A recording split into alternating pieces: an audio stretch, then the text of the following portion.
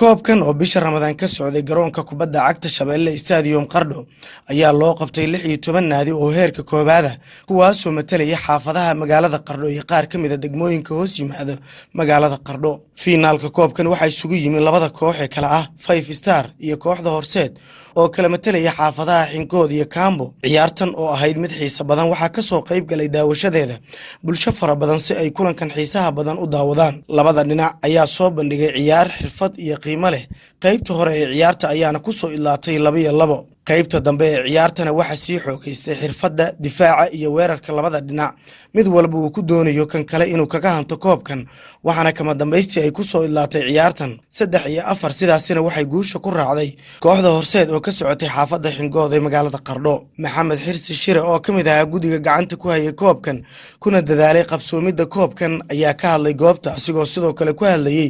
afka maamulka garoonka kubadda cagta ee Shabeelle Stadium Qardho. runtii si sharaf ku soo dhamaaday waan u hambalyeynaa qolada guuleysatay iyo dhammaan tiimamkii magaalada iyo hadii la ku roon yahay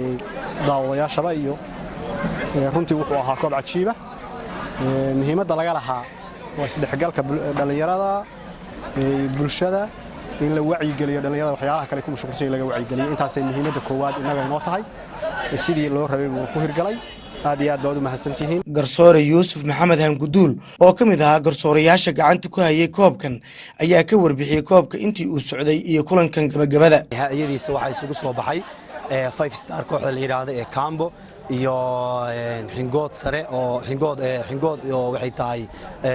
labadii kooxood ee isu yimi Horseed. ciyaartaas waxay ku dhamaatay 1-1 iyadoo de goolasha inta kale oo la kala jarjaro laakiin aduu guud ahaan wax ku dhamaatay 1-1 jaalayaasha labada kooxood 3 jaalo meel iyo 2 jaalo gaar ayaa dhacay labada kooxood ay kala qaateen kooxda Xingood 3 jaalo ay qaadatay iyo hal roosa aan dhihilaas afwan iyo kooxda Kaambo qaadatay 2 jaalo guud ahaan intaas ku soo ilaatay magacayga aniga ku bilaabaya Saadaan Maxamed Saciid kuna hadlaya afka dhalinyarada xaafadda Xingood FC Horseed kana qayb galay koobka ka socday garoonka Shabeelle magaalada Qardho alxamdulillah rabbil caalamiin koobka Ramadaanka ilaa Ramadaanka waa noo socday si qurux badan nooga bilaabmay galabtana alxamdulillah rabbil caalamiin si qurux badan baa guusha aan u qaaday waxaan aad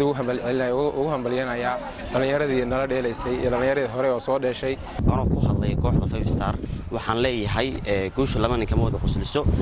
maanta haday qaadeen kooxda Horseed oo inooga qaadeen koobka waliba Sidirqiya waxaan rajaynayaa insha Allah koobka dambe iyo Ramadaanada dambe iyo mataqaana inaan anaguna ku guuleysano alxamdulillah rabbil caalamiin anagoo nabad qabna oo jawi qurux badan ku jirna waxaan nimi finaal waxaan u dhacaynay koox adag oo la yiraahdo kooxda Horseed